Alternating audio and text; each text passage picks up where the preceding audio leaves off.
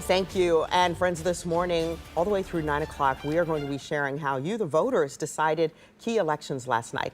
In Columbus, for example, voters approved Columbus's $1.9 billion bond package. City leaders can now address the city's growth with a range of different projects. 10 TV's Kira Lake joins us live from City Hall with what upgrades are now on the way. Kira, good morning.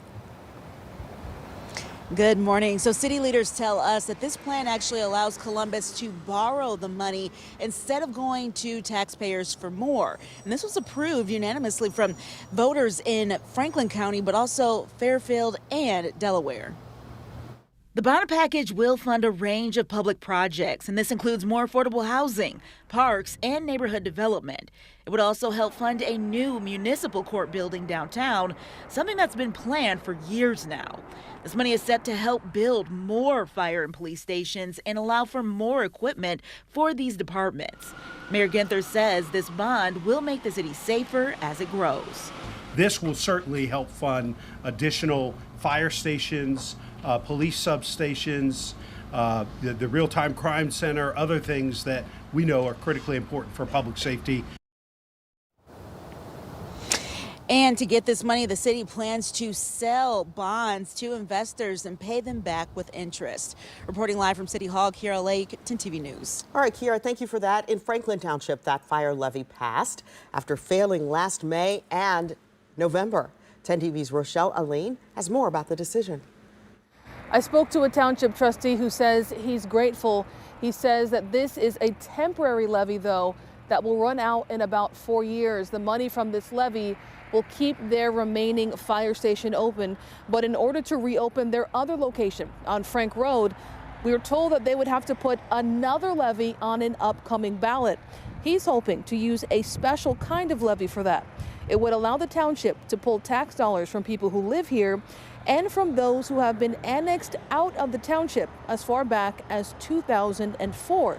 He says by expanding the tax base in that way, they'd spread out the cost of fire services among many more people. Now, there's no word on when that kind of levy could be put on an upcoming ballot. Right now, people here in the township are just happy this current levy has passed.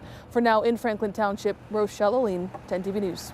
And this morning, we know the winners of a big school board race in the Southwestern City Schools in Grove City. This is the race. You might remember this. It featured that controversial political ad that we told you about last week. The voters have decided, picking Camille Peterson, Chelsea Alkire, and Kelly Dillon. More money is coming to Olentangy schools, nearly $250 million to be exact. Voters chose to approve a bond last night aimed at building new schools in that growing school district. 10 TV's Carly Dion reports.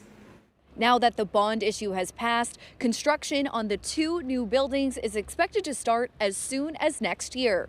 The no new millage bond issue means it will not increase taxes. The district will now use the $235 million generated from the bond for the construction of a new high school and elementary school. Some of the funding will also be used for infrastructure and safety upgrades. The purpose of adding these new buildings is to keep up with increased student enrollment. The district says it's projected to grow by more than 2,000 students by the 2028-2029 school year. The new elementary school is expected to be completed by 2027 and the new high school by 2028. In Lewis Center, Carly Dion, 10 TV News. Now, voters who live in the Westerville City School District have approved an income tax levy to help fund that district. The levy passed by more than 60%. It's a 0.75% earned income tax. That means for every $100 you make, you'll see 75 extra cents of tax. The district says it'll generate $24.3 million a year, allowing the district to maintain its class sizes, keep extra programming, and avoid layoffs. The levy will only apply to wages and self-employment income, not retirement, Social Security, unemployment, or interest. The district superintendent released a statement saying in part, quote, "We are deeply thankful to our community for recognizing the importance of our public schools," end quote.